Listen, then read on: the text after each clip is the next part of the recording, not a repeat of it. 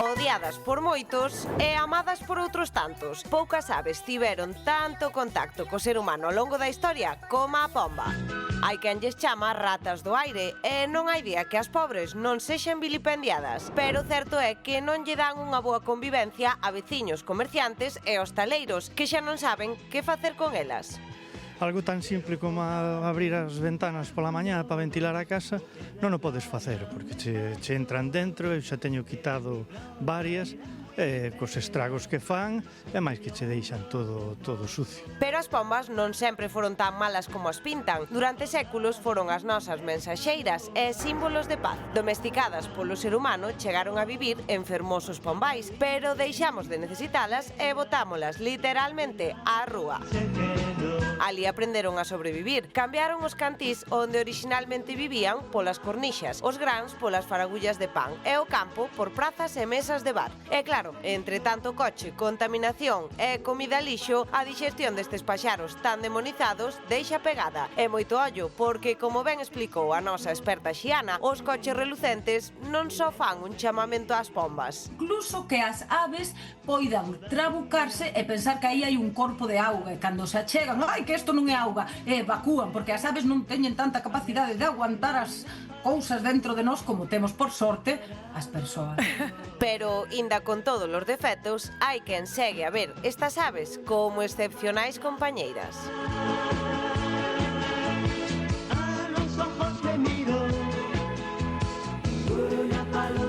Bueno, de feito, Miguel Mandallo, volvemos contigo a ese superpombal onde nos prometiches antes que nos iban a ensinar como as adestran, non? Pois si, Rocío, seguimos aquí con Francisco en Santiago, porque, Francisco, hoxe imos ver unha demostración, pero tamén queremos saber cantas persoas practicades este deporte, esta arte da pomba mensaxeira. Sí, é un deporte, exactamente. Bueno, aquí en Santiago somos 36 colombófilos, en Galicia somos cerca de 300 e en España cerca de 6.000 colombófilos. Claro, este deporte ten moito traballo detrás, compañeiros, porque que cuidados teñen as pombas? É un cuidado de 365 días do ano.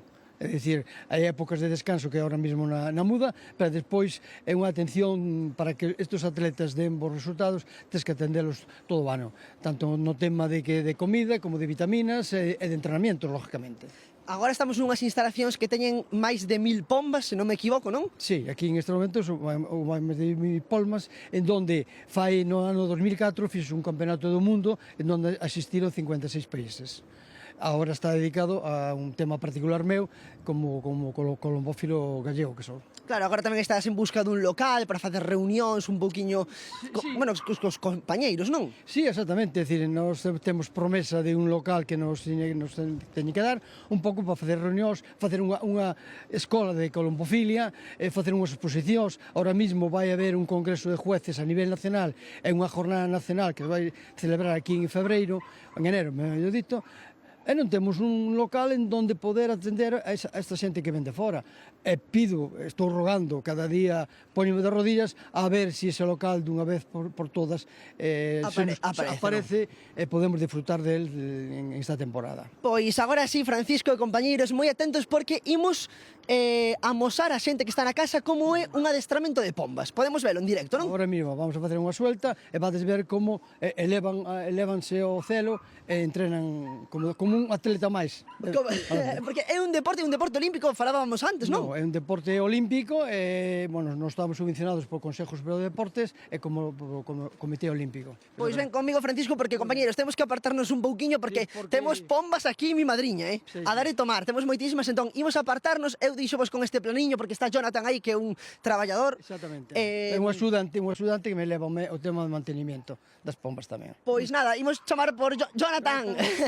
É que isto, coitadiño, ven por aquí, Francisco, apartamos por aquí, e compañeiros, por favor, mirade como saen as pombas, como adestran, a ver, agora se non temos ningún... Como se chaman as pombas, como fas ti para que saian? No, xa van salir elas porque elas ahora mismo están pendientes de abrir a porta no momento que se abre a porta van salir. Elas o que necesitan é volar, igual que un atleta. Un atleta todos os días ten que facer uns kilómetros. Pois estas todos os días teñen que salir e facer uns vuelos rutinarios. Ahora mismo que estamos ca muda, podrán volar media hora, 3 cuartos, pero en general o resto do ano volan todos os días sobre unha hora e media.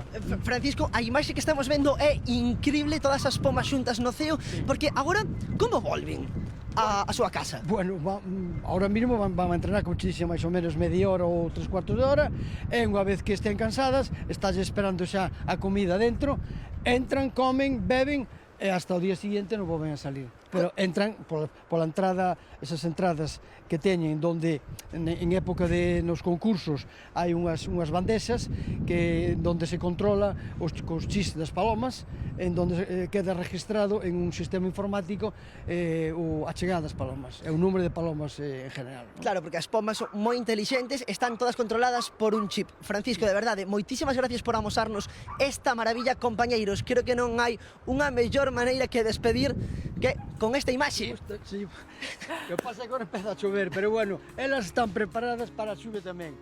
Elas preparadas para todo. ¿Cómo disfrutaches esta mañá, Miguel Mandallo, con estas persoas?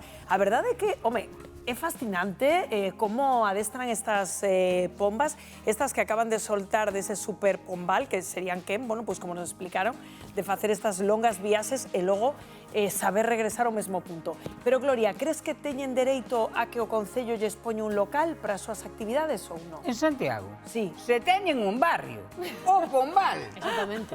Vamos a ver, era delas. Con buscar aí un local temos feito. Que hai moitos valeiros, Xa. No? Xa, pero parece como unha reivindicación xusta verana. Sí, totalmente. Amante das pombas na mesa, non te sei a ironía. Inteligentes son, porque no meu barrio, que non é no Pombal, saben subir as mesas, coller as tapas e todo... No, esas non son as... Claro, son irmáns, A ver, entendo. yo coidado que en épocas de guerra as pombas teñan unha importancia crucial, As mensaxes, todo que eu teñolles pánico, teño que dicilo así. Eu entendo que reivindiquen eles o seu deporte, demais que os deportistas son elas, non estes homes, non? Porque quero dicir que as atletas están no aire, pero claro, se aquí cada un dos que pues, temos unha afición reivindicamos que nos cedan un local, non sei se tampouco... Bueno, pues que...